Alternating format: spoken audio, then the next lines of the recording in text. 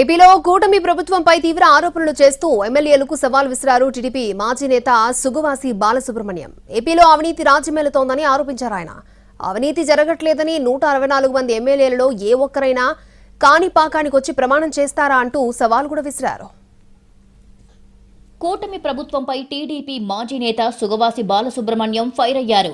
కూటమి అధికారంలోకి వచ్చాక ఆంధ్రప్రదేశ్లో అవినీతి పెచ్చుమీరిపోయిందని ఆరోపించారు. టీడీపీకి ఇటీవల రాజీనామా చేసి వైసీపీలో చేరిన సుగవాసి తొలిసారి అధికార పార్టీపై తీవ్ర స్థాయిలో విమర్శలు చేశారు. రాయచోటిలో జరిగిన వైసీపీ విస్తృత స్థాయి సమావేశంలో ప్రసంగించిన బాలసుబ్రహ్మణ్యం ఏపీలో ధన ఉన్మాదం రాజ్యమేలుతోందన్నారు. గ్రామస్థాయి నుంచి నియోజకవర్గ స్థాయి వరకు అవినీతి జరుగుతోందని ఆరోపించారు.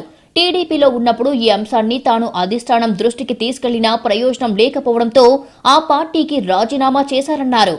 అవినీతి జరగలేదని కూటమి ఎమ్మెల్యేలు కాణిపాకంలో ప్రమాణం చేసేందుకు సిద్ధమా అని సవాల్ కూడా విసిరారు. ఈ ధన ఉన్మాదిని తరిమి కొట్టాలంటే జగన్మోహన్ రెడ్డి గారు సైకోనా, ఈ ధనాన్ని వసూలు చేసే వాళ్ళు సైకోనా? ఎవరు వసూలు చేస్తున్నారు ధనం?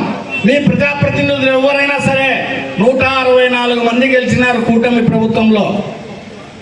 గెలిచిన 164 మందిలో ఎవరైనా సరే కాణిపాకానికి వచ్చి ప్రమాణం చేయగలరా ప్రభుత్వంలో అవినీతి జరగడం లేదని? నేను ఈ ప్రభుత్వంలో అవినీతి రాజ్యం వెళ్తుందని ప్రమాణం చేసేదానికి నేను వస్తా. టీడీపీలో అవినీతి అక్రమాలను చూసి సహించలేక ఆ పార్టీని వీడి వైసీపీలో చేరారన్నారు సుగవాసి బాలసుబ్రహ్మణ్యం. టీడీపీలో ఉన్నప్పుడు సైతం ఆ పార్టీ నేతలపై తీవ్ర ఆరోపణలు చేశారు సుగవాసి. ఇసుక, మట్టి మాఫియాతో టీడీపీ నేతలకు సంబంధాలున్నాయని ఆరోపించారు.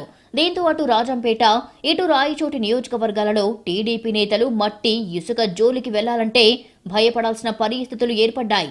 పార్టీలో ఉన్నప్పుడు, పార్టీని వీడాక కూడా ఇదే తరహా ఆరోపణలు చేసిన సుగవాసి తాజాగా విసిరిన సవాల్పై టీడీపీ ఎమ్మెల్యేలు ఎలా స్పందిస్తారో చూడాలి.